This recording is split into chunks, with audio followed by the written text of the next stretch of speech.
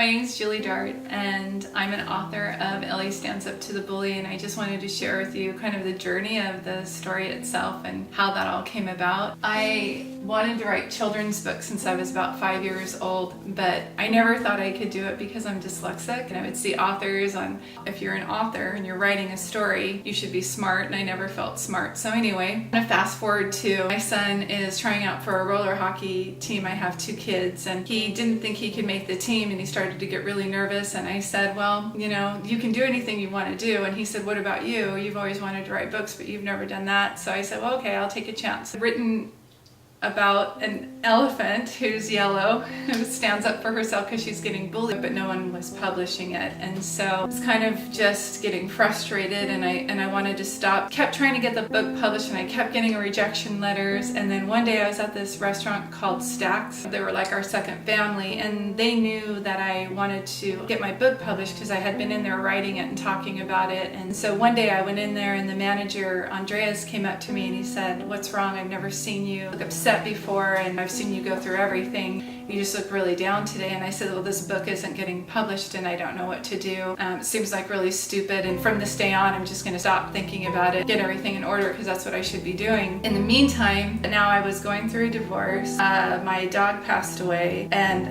my nephew passed away in a fire. So it seemed every time I tried to go forward and make something happen, it would boomerang, and life was falling apart. But it was the only thing that I wanted to do, so I just kept hoping of this silly dream to write this book. It was the thing that kept me going. So back to Andreas at Stacks. Through all of that, he saw me with a good attitude, and he asked me if I thought about getting my book sponsored. But I don't like asking for people for help, and I didn't want to take money from anybody. And I told him, no, I don't really want to do that, but I do want the book published. And he said, well, how much is it to do self-publishing? And I told him, and he said, well, the owner's nephew is here right now, and let me ask him if he'll sponsor the book for you. So reluctantly I said okay, and he went in the office and came back out with a check to self-publish my book. And when he gave me that check, it was like so hopeful for me for my dream. It was really grueling to write this book because while in school, I found out my junior year in college I'm dyslexic, and so I couldn't even edit the book. And I thought, this is so stupid that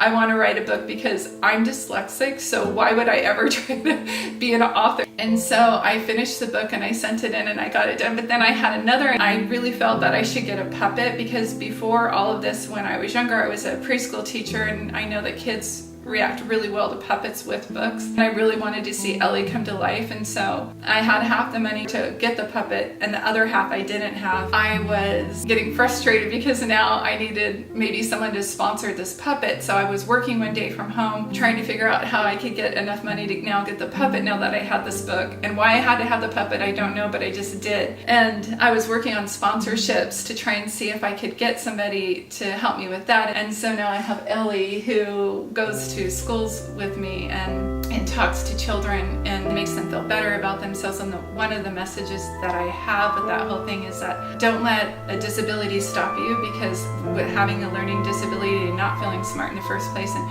becoming a writer took a lot of courage for me to do that. But I wanted to do that because I wanted to show children that anything was possible, my children and other children. This, again, was just an idea that I had been doubting for so long, and that it was impacting so many kids in such a positive way. I started to get really excited, and so I talked to the kids and I showed them Ellie. And so I read The Night the Moon Was Hiding, and I gave each child a book. And then at the end they were saying goodbye to me, and one little girl was tugging on my pant leg, and I couldn't understand what she was saying because she wasn't speaking English. And then she told the teacher, and the teacher had told me that she wanted to know if she had to give the book back. And I said, no, you get to keep the book. So I need to give the book back to the library after I'm done reading. And the teacher said, no, you get to keep the book forever. You never have to give it back. It's yours forever. And the little girl hugged the book, and she kissed it, and she walked off. And I asked the teacher what was going on, and she said she's never had her own book before. And I just got so excited and thinking, that's going to be one of my missions. I looked at her and I said, you and I are going to go back to that school, and we're going to give every child a book, because